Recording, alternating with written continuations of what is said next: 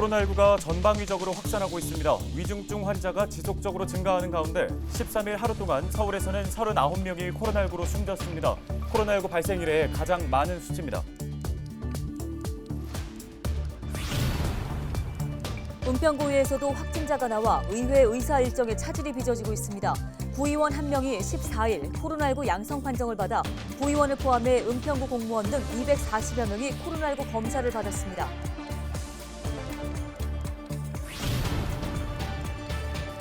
은평구의회 구정질문에서는 구청 임시청사 관련 문제가 다시 도마 위에 올랐습니다. 의원들은 예산 승인 누락 등 행정 절차상 하자를 지적했습니다.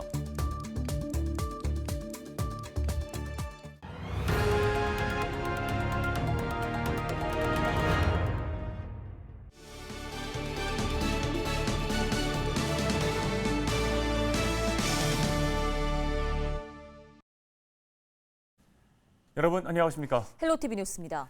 서울에서 하루 만에 40명 가까운 사망자가 나오는 등 코로나19 확산세가 걷잡을 수 없이 커지고 있습니다. 과부하를 일으켜 접속 장애가 생긴 방역 패스와 관련해 정부는 대국민 사과와 함께 관련 서버를 긴급히 늘렸다고 밝혔습니다. 관련 소식 심다혜 기자가 전해드립니다. 코로나19 위중증 환자 수가 처음 900명을 넘어섰습니다. 13일 하루 코로나로 숨진 사람은 94명으로 이 중 40%가 서울에서 나왔습니다. 현재 서울의 중환자 병상 가동률은 90% 수준을 넘나드는 상황. 의료 역량이 한계에 도달할 우려가 커지고 있습니다. 중환자와 중증환자실 등에 대한 의료 체계는 최대한 확충하고는 있지만 만약에 현 상태가 계속 지속된다면 이것 또한 한계에 도달할 위험에 있습니다. 정부는 수도권에 감염병 전담 요양병원 6곳을 추가 운영하기로 했습니다. 고령 환자 등 돌봄이 필요한 코로나19 확진자가 치료를 받게 됩니다. 방역패스 애플리케이션이 과부하로 접속장애를 일으켜 혼선이 빚어진 데 대해서는 사과했습니다. 준비됐던 상황보다 훨씬 많은 인증 정보들이 요청되면서 그 과정에서 정상적으로 작용을 하지 못한 14일 0시 기준 서울의 신규 확진자는 2,062명으로 자치구별로 보면 은평 101명, 양천 84명입니다. 코로나19 백신 2차 접종률은 82%, 추가 접종을 의미하는 3차 접종률은 14.1%로 집계됐습니다. 헬로티비 뉴스 심다혜입니다. 은평 구의원 한 명이 코로나19 확진 판정을 받아 구정 질문이 취소되는 등 구의회 의사 일정에도 차질이 생겼습니다. 은평구의회는 14일 구의원 한 명이 코로나19 양성 판정을 받았다고 밝혔습니다. 구의회 정례회 회기 중에 확진자가 발생하면서 구의원과 의회 사무국 직원, 구청 공무원 등 240여 명이 코로나19 검사를 받았는데요. 은평구는 추가 감염 방지를 위해 구청사 일부와 의회 건물 전체를 폐쇄하고 소독을 완료했습니다. 은평구의회 관계자는 확진자 발생으로 14일 구정 질문이 취소됐으며 검사자 전원에 대한 결과가 나오기 전까진 본회의 개최 일정도 불투명한 상태라고 밝혔습니다. 은평구의회는 15일 제5차 본회의를 열어 내년도 은평구 예산안 등에 대한 안건을 처리할 계획이었습니다. 내년도 서울시 예산안 심사가 또 연기됐습니다. 서울시의회는 서울시청 예산 담당 직원이 코로나19 양성 판정을 받아 14일에 재개 예정이었던 예산안 심의를 취소했다고 밝혔습니다. 앞서 시의회 예결위는 시청 공무원 집단 감염으로 지난 일주일간 예산안 심의를 진행하지 못했는데요. 예결위 일정이 늦어지면서 서울시 내년도 예산안은 처리 시한인 16일을 넘길 것으로 보입니다.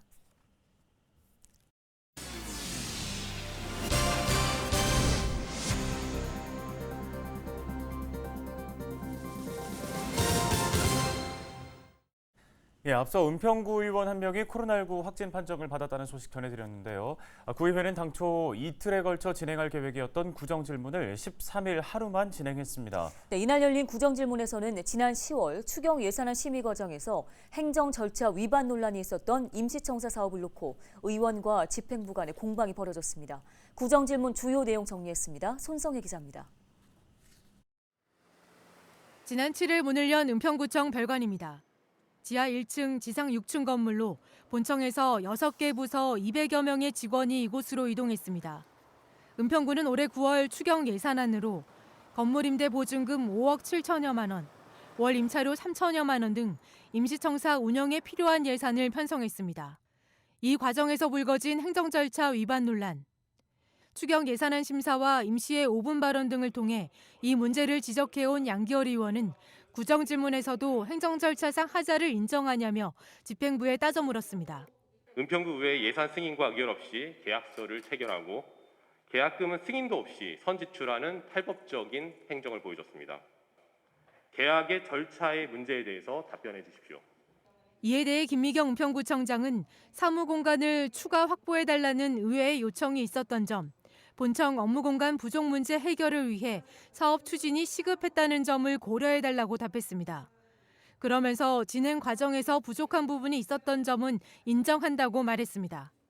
열악한 공간 부족을 문제 해결하고자 해서 별관에 이제 들어가게 되는데요. 의원님들과 같이 상의하면서 해야 되는 부분도 있었을 텐데요. 거기 부족한 부분이 있었다는 말씀을 드리고요. 올 초 잡음이 있었던 구청장 등 일부 직원에 대한 통신비 지원도 다시 구정질문 도마 위에 올랐습니다. 양기열 의원은 환수 금액을 공개해달라고 요구했고, 본 의원은 개인정보가 노출되지 않도록 환수 금액 총액에 대해서만 자료를 수차례 요구했습니다. 하지만 지난 3주라는 정례의 기간 동안 은평구 의원의 신분임에도 불구하고 어떠한 자료에도 접근할 수 없었습니다. 행정안전국장은 통신비 환수 조치는 담당 직원의 업무 미숙으로 발생한 일이라고 설명하면서 환수 금액은 공개하기 힘들다고 답했습니다. 3월 24일 날 JTBC 언론 보도가 나고 4월 중순에 전액 환수를 해서 반납 조치했습니다. 그리고 권익위 민원제기에 대해서 저희가 직원에 대해서 인사조치와 환수했다는 내역을 다 보내드렸고요. 거기서 종결 처리가 됐습니다.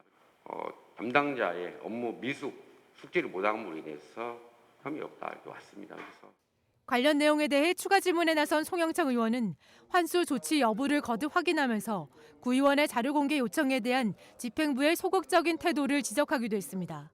환수했느냐 안 했느냐를 지금 물어보고 있습니다. 환수했습니까? 환수했습니다. 4월 16일 날 했습니까? 예. 존경하는 양기열 의원님께서 혹여라도 말씀하시는 자료를 제공을 받은 적이 없다는 것이 사실이라면 공식적으로 집행부에 항의 공문을 보내야 되고 이에 개선을 요청을 해야 된다고 생각하는 바입니다. 이외에 이날 구정질문에선 공감학교와 마을 교육사업 등 교육문화국 주요 사업의 적정성에 대한 문제 제기도 있었습니다. 헬로티비 뉴스 손성혜입니다. 다음 소식입니다. 수도권 광역의원들이 김포공항 이전을 대선 공약화해달라고 주문했습니다. 서울과 경기도, 인천시의 광역의원 10명은 13일 국회 정론관에서 기자회견을 갖고 김포공항의 기능을 인천공항 등으로 이전하는 내용을 대통령 선거 공약에 반영해달라고 촉구했습니다. 이들은 김포공항 인근 항공기 소음과 인천공항과의 이원화로 인한 항공산업발전 저해 등 김포공항 이전의 필요성을 주장했는데요.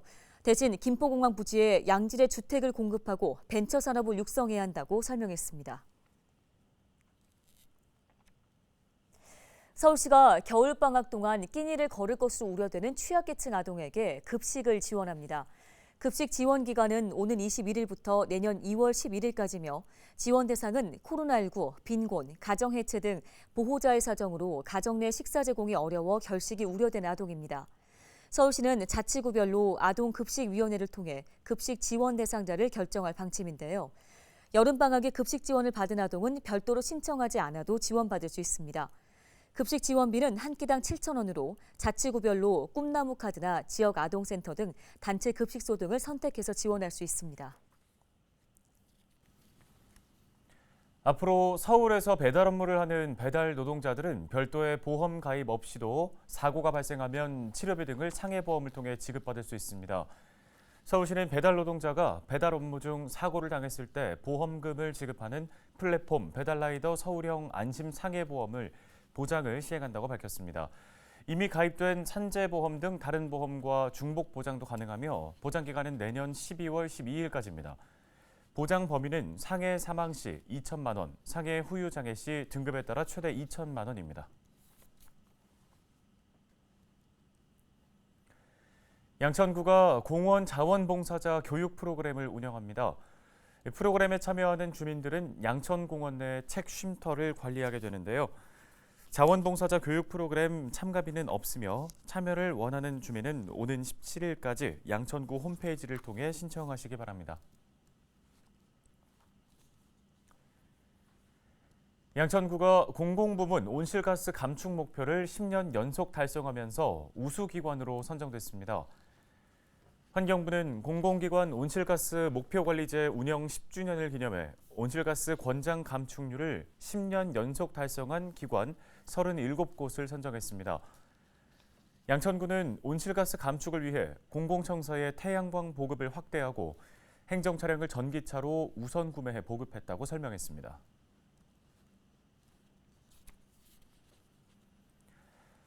술자리와 모임이 늘어나는 연말연시를 앞두고 경찰이 음주운전과 무단횡단 등 교통법규 위반에 대한 특별 단속에 나섭니다. 서울경찰청은 교통경찰과 기동대, 암행순찰차 등을 시내 주요 교차로 등에 배치해 교통법규 위반 단속 활동을 벌인다고 밝혔습니다. 야간에는 유흥가에서 음주운전과 배달 이륜차 인도주행 등 위반 사항을 집중 단속할 계획입니다. 지난 10월부터 2달간 발생한 음주운전 사고는 334건으로 집계돼 직전보다 3.4% 늘었고 같은 기간 보행자 교통사고로 인한 사망자도 21명인 것으로 나타났습니다.